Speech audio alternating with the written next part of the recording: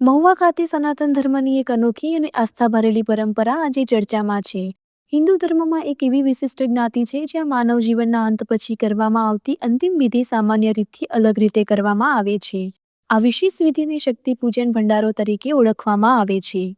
મહુવા ખાતે ચાલી રહેલા આ શક્તિ પૂજન ભંડારામાં મોટી સંખ્યામાં સાધુ સંતો, શિવ કથાકારો અને ધર્મપ્રેમી ભક્તો ઉપસ્થિત રહ્યા હતા.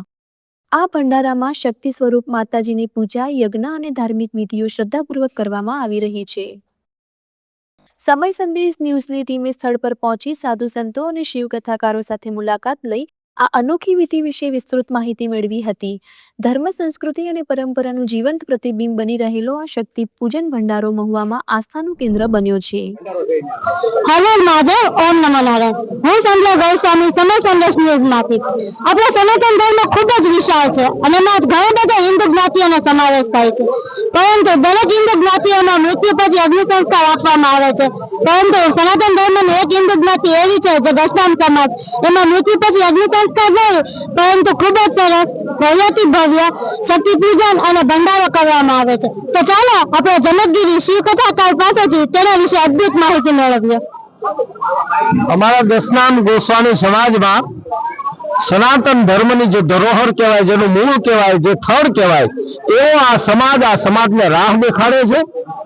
દશનામ સમાજ બીજા સમાજને રાહ દેખાડે છે, પોતે ખમી અને બીજાને ખમકારા કરાવે એવો આ સમાજ છે. એ સમાજમાં અમારે મૃત્યુ થાય ત્યારે એને સમાધિ આપવામાં આવે. સમાધિ આપ્યા પછી 12મા દિવસે, 13મા દિવસે કોઈ સંન્યાસી અમારા સંતો હોય તો એનો સોળસી ભંડારો કરે છે અને એમાં અમારા ગ્રહસ્થી સંતો હોય છે એ બધાનો અમે ભંડારો કરીએ.